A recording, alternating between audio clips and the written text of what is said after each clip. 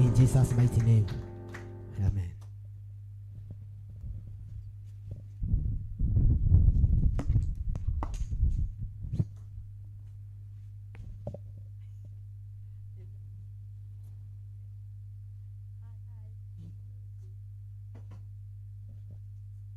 Bwana Yesu asifiwe sana.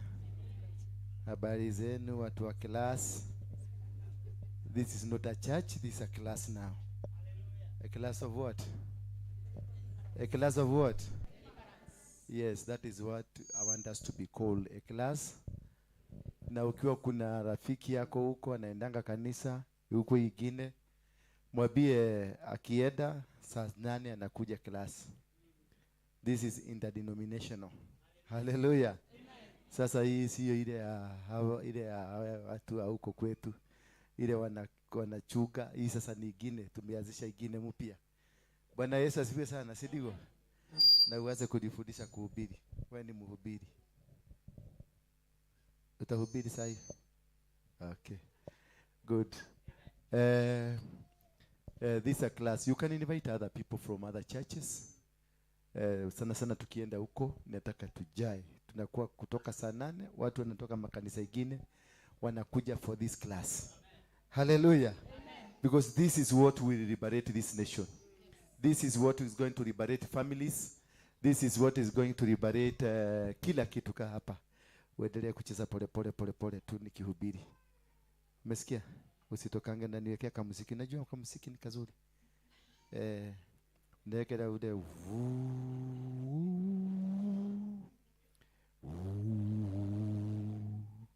hiyo tu, sio ile ya kucheza ile bila beats.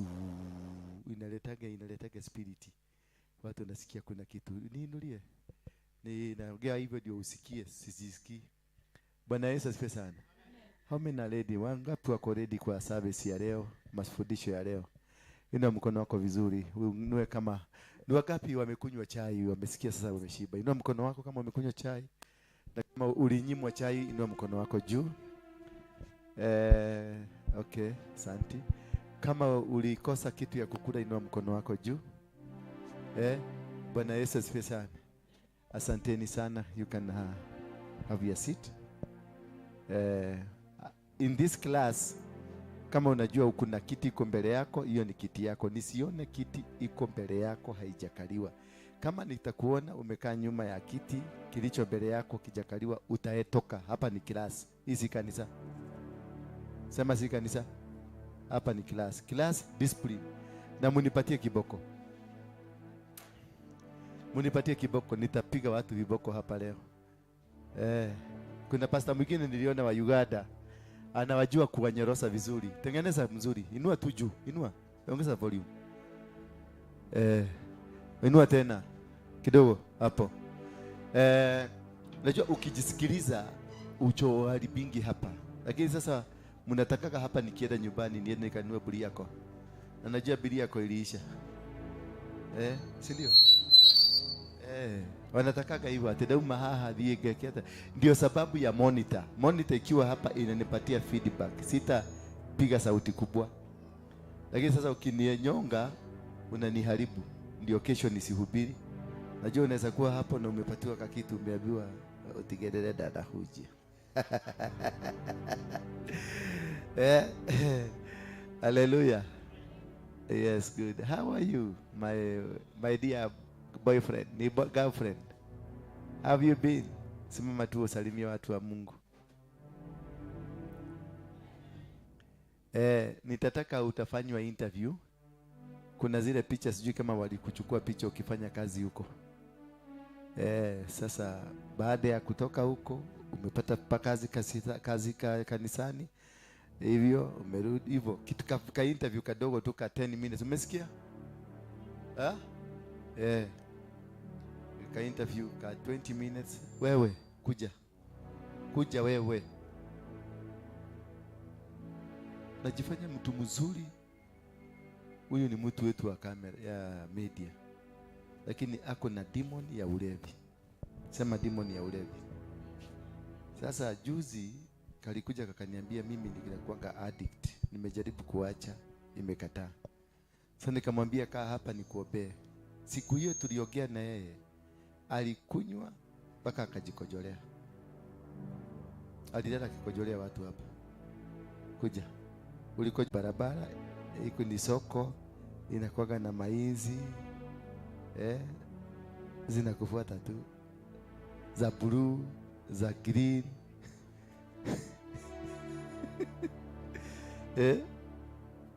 Nini?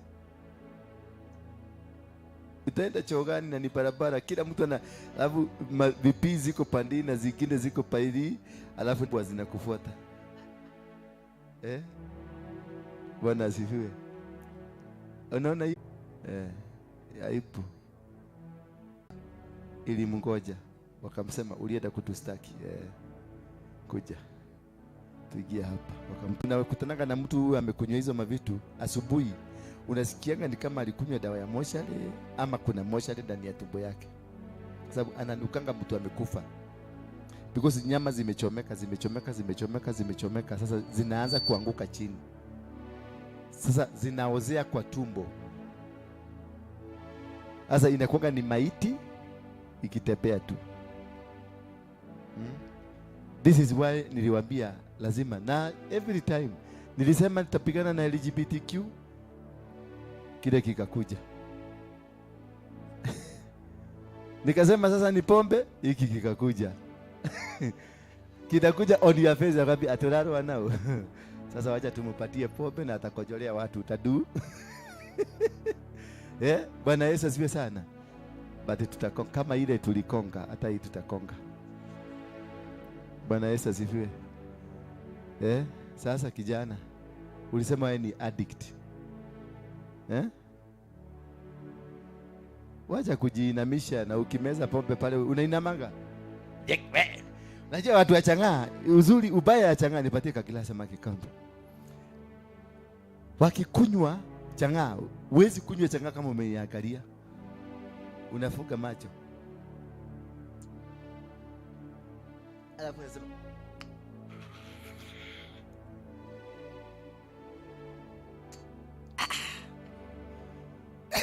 tajikelea kaki hao.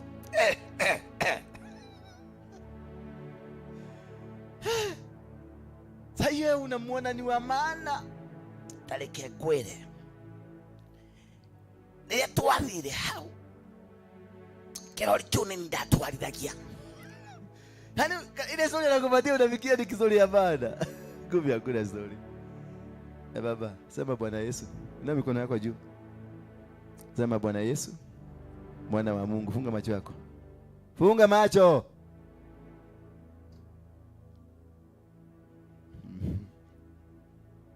Dia kabisa. Shumena sasa. Kuizungumzia Bwana, unaona sasa inaanza kutoka. Itatoka tu yote. Sema Bwana Yesu. Sasa simuniuzie microphone, nitalipa. Mnikombolesha microphone, nitalipa.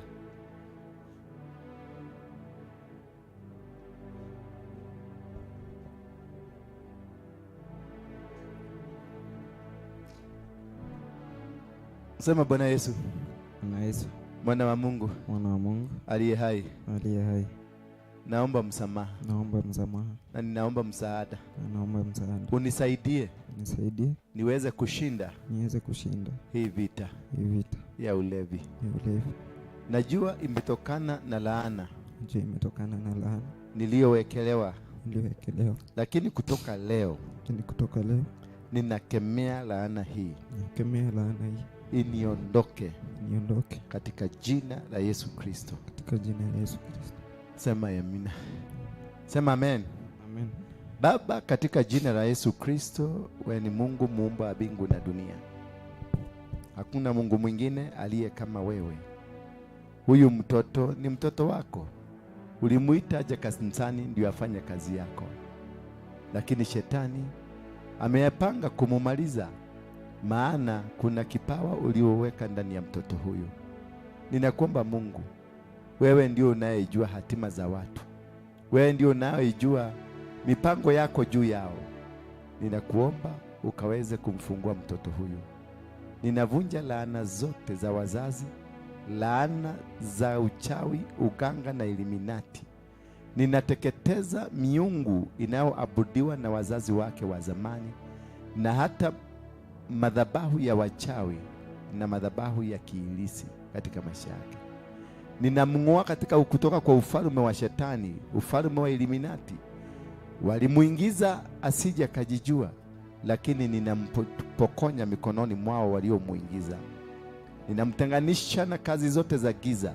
Ninamtenganisha na mipango na maroho yote ya giza. In Jesus name we pray. Amen. Sasa hebu muletee maji. Lete maji kwa hapo ndani. Lete maji safi. Umekunywa? Hebu onja. Onja. Kuda.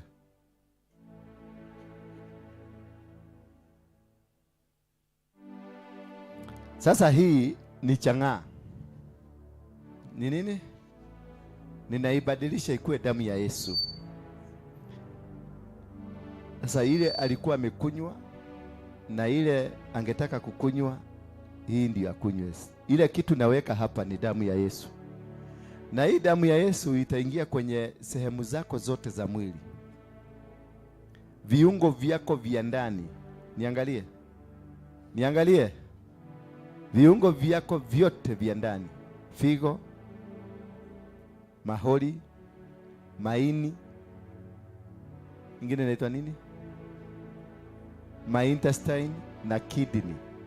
Utakaposikia mnuko tu ya pombe, zinakataa katika jina la Yesu Kristo.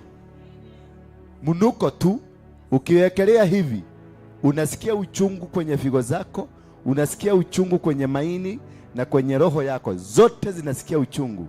Ninafunga mdomo wa pombe, ninakufungulia mdomo wa kunywa maji na kachai. In Jesus name. In Jesus name. In Jesus name. In Jesus name. Yes. Hiyo ndio pombe yake ya mwisho kukunywa. Hallelujah. Sasa enda kwa kompyuta pale.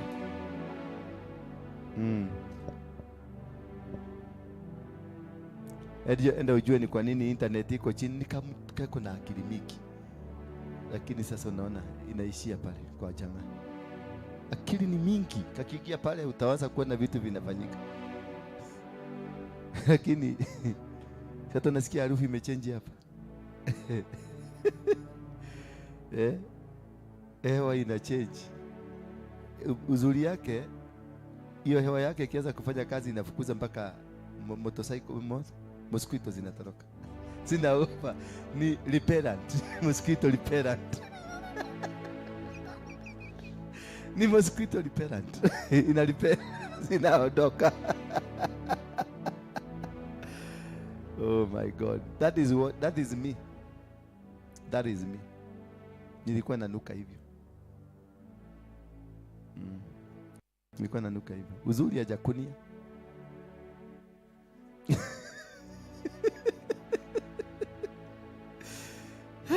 Guy. Oh my God. Mtu mwingine atununulie hii sahani tuweke bendera 2-3 hapa. Ede ulisa ni pesa gapi tuletee, usikuja kuniuliza ni pesa gapi. Kama unataka kununua acha kuja, acha kufanya tujue. Ati nilenda kugura. Tutikwenda kumenya kana ni urenda kugura kana turenda kugura. Ugure wika.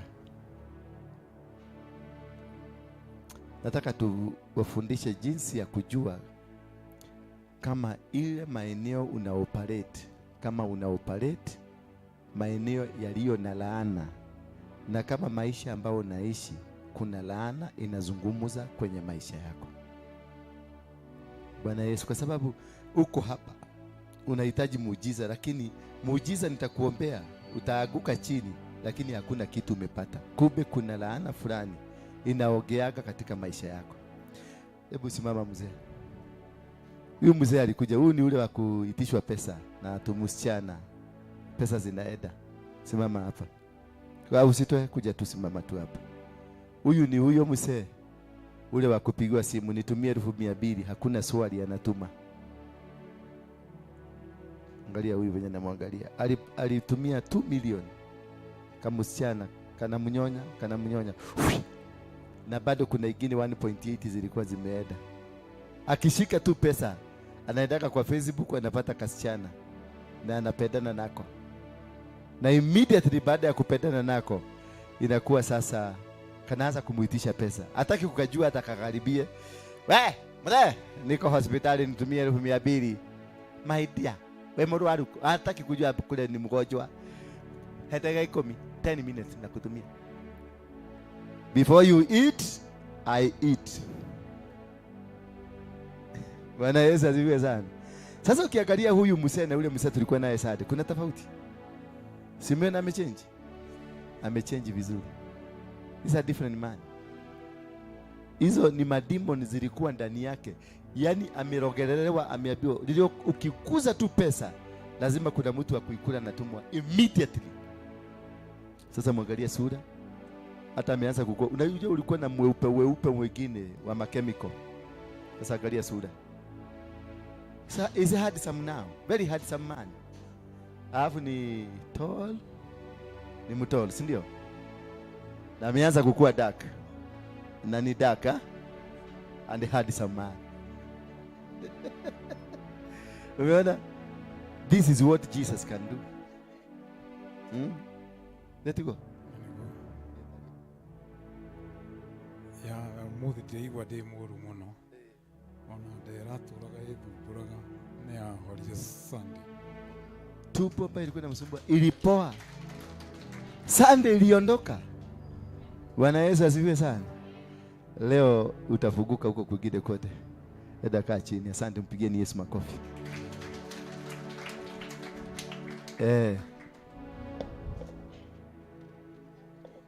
Tufungue pamoja na mimi kitabu cha Jeremiah 35. The book of Jeremiah 35.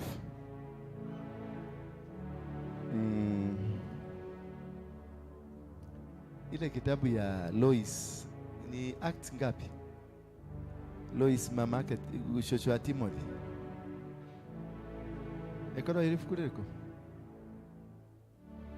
Ni act some act something.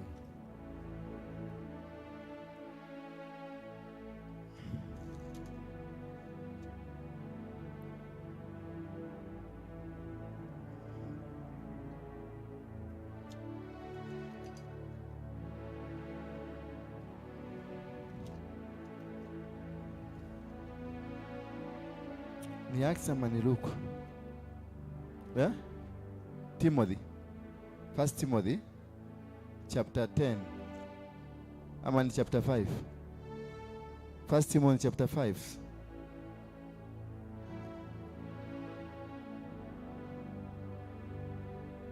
Sasa Timothy inakuanga Old Testament, si ndio? New.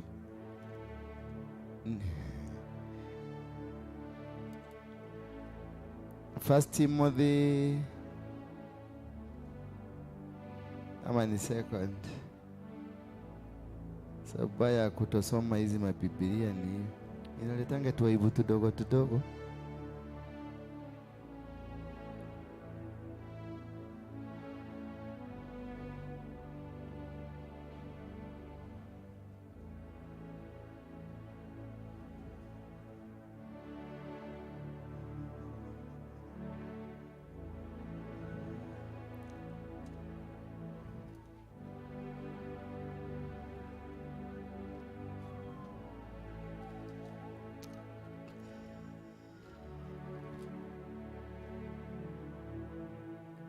Hata nyinyi hamjui?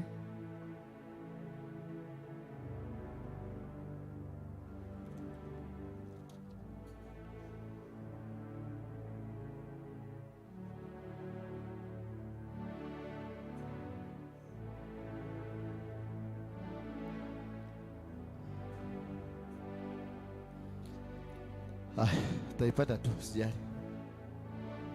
Nimeona si yuko peke yangu. Second Timothy chapter 1 verse 5. Ama ni verse Yeah, it's verse 5. Nakumbuka ni verse 5, lakini sikumbuki ni gani. So let us read together. Tuanze first, Second Timothy chapter number 1, tusome verse 3. I thank God whom I serve, as did my ancestors. Hallelujah. I thank God whom I serve, as I did my ancestors, with a clear conscience, as I remember you constantly in my prayers night and day. As I remember your tears, I long to see you, that I may be filled with joy.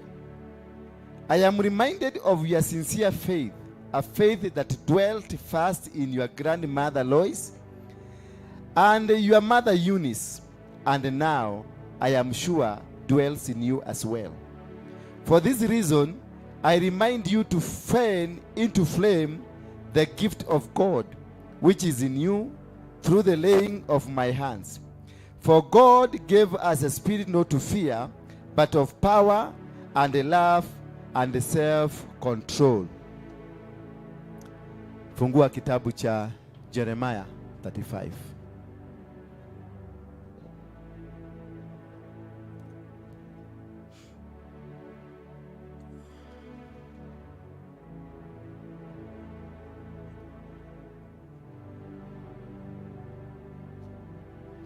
Jeremiah chapter 35.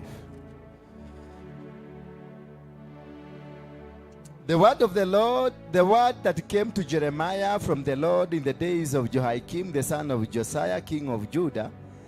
Go to the house of the Rechabites and speak with them, and bring them to the house of the Lord into one of the chambers, then offer them wine to drink. So I took Jehazaniah the son of Jeremiah, Jehazaniah the son of Jeremiah, the son of Habeziana, and his brother, and all his sons, and brought them into the house of the Lord, into the chamber of the sons of Hanan, the son of the man of God, which was near the chamber of the official, above the chambers of Maaseiah, the son of Shallum, keeper of the threshold. Then I set before Rechabites pitchers full of wine, and a cup, and said to them, drink wine. But they answered, we will not drink. We will drink no wine. For Jonadab the son of Rechab, our father, commanded us, you shall not drink wine, neither you nor your sons forever. You shall not build a house. You shall not sow seed. You shall not plant or have vineyard, but you shall live in tents all your days, that you may live many days, that you may live in many days in this land where you sojourn as foreigners. Bwana Yesu asifiwe sana. I want to teach you to know what is that has cost you the life you're living now. Why have you succeeded, or why have you failed? Bwana Yesu asifiwe sana. There must be a reason for your success, and there must be a reason for your failures. You cannot succeed without a background. You cannot win any battle without a background. There must be a background for you to become what you are. You can never be a prostitute if there is no background of prostitution in your family. You can never be a thief if there is no background of thieves in your family. You cannot be a father, or a spiritual father, that is a pastor, a bishop, a muganga, whatever that you will, without a connection somewhere. Bwana Yesu asifiwe sana. You are what you are because there is a connection that has made you to become. You are poor because in your family kuna damu ya poverty. You are poor because there is limitation. Where there is kuna damu ya poverty in your family, there is a spirit of limitation in your family.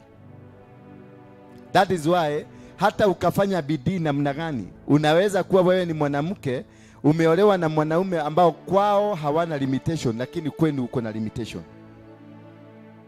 So what you will do, if this man will not deliver you, you will be delivered by this man. Bwana Yesu asifiwe. Ya kwamba kama mwanaume huyu ambaye kwao kuna baraka ya kushinda. Bwana Yesu asifiwe. Kwao kuna nini? Kuna baraka ya kushinda. Na kwenu hamna baraka ya kushinda.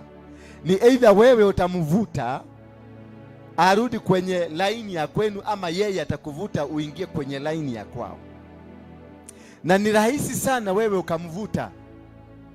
Bwana Yesu asifiwe. Ni rahisi sana. Katika kurudisha mtu nyuma ni rahisi kuliko kupeleka mtu mbele. Ndio utapata mwanaume na mwanamke wameona. Mimi nimeoa mke kwao ni watu wamebarikiwa sana. Wako na breakthrough. Wako na finance, utakuta familia mzima kwao ni matajiri, wanaendesha magari. Lakini wakati nilichukua huyu mwanamke nikamuoa, nilimvuruta nikamuingiza kwenye familia zetu. Na umaskini ikaanza kumshika. Ndio unaona tunang'ang'ana, unakuta mwanamke anakupush. Munang'ang'ana, ameenda mpaka kwao amechukua loan. Amekuja ameenda kwa baba yake ameomba shilingi 200,000 at least mubusi kazi. Lakini the day hiyo pesa inakuja, kunatokea jambo, mtoto anakuwa mgonjwa, munapeleka mtoto hospitalini. Kunatokea jambo, unapata accident. Badala ya kufanya kazi, accident inakula pesa hiyo zote. Kunatokea kitu ambayo itasababisha hamtatoka kwenye mamlaka ambayo imekamata bwana yako. Kwa hivyo pesa yote hata ukiilete itamwagika. Pesa yote hata ukiilete ifanye kazi, haitafanya kazi. Kutatokea reason ya hiyo pesa kukuliwa. Kwa sababu nini? Mimi kwetu kuna umaskini. Kwenu kuna utajiri. Lakini kwa sababu mimi ndio na mapepo yaliyo ndani yangu yako na nguvu kuzidi wewe, nitakuvuruta wewe nikuweke kwetu. Lakini kama mapepo ya kwenu yako na nguvu kuliko mimi, utanivuruta mimi uniingize kwenu. Bwana Yesu asifiwe sana. Ndio unaweza kupata kuna familia utajiri ilipatikana kupitia bibi. Unakuta bibi ndio tajiri, na utakuta yeye kwa kila kitu anafanya, yeye biashara zote yeye ndiye anafanya. Kazi zote za kifedha yeye ndiye anafanya, because ako wanasemanga ni mkono wa pesa. Si mkono wa pesa. Kwao kuna madhabahu ya kutajirika, hakuna limitation. Kwao wamevunja madhabahu ya umaskini, wamevunja madhabahu ya limitation. Lakini kwenu mzee, madhabahu ya limitation, kuna mahali mnafikanga ukishika shilingi 10,000 lazima kutokee ugonjwa. Ukipitisha kama kwenu level ni shilingi 10,000, upitishe na shilingi 1, makobora inakuja, utagogwa mpaka mkope pesa ingine. Ndio usijaribu kurudi hapo. Kwa nini? Kuna limitation. Kuna kitu ambacho kinawazuia. Level yenu ni shilingi 1,000,000. Ukipitisha 1,000,000 lazima kutokee jambo. Lakini ukiangalia bibi yako ameandikwa Safaricom, amepanda mpaka director, mshahara yake analipangwa 100,000, 300,000, 500. Yani bibi anakuwaka na pesa. Yeye ndiye anaendesha gari. Wewe hata amejaribu kukununulia gari, lakini gari ikitafutwa inapatikana huko karibu na ile baa ya Karomaindo, imewekelewa mawe kwa sababu ya deni. Bibi anakujaga kila mwisho wa mwezi ba mzee, kutoka tarehe 25 mpaka tarehe 29. Mzee anakuwa msipo, muhadisa mzuri, mnyenyekevu, hata akiambiwa aosha choo anaosha kwa sababu anategea tu pesa. Ile roho ya kumaliza pesa inamwambia tulia, pesa zinaanza kukuja. Mshahara, siku ya mshahara iko karibu kukuja. Kwa sababu ndio akuje tena anyenyekee, na unakuta huyo mzee ako na idea mingi sana. Idea gani? Nataka huko Nyandarua nilienda nikapata kuna shamba ya shilingi, shamba mzuri 5 acres huko Nyandarua. Na hiyo shamba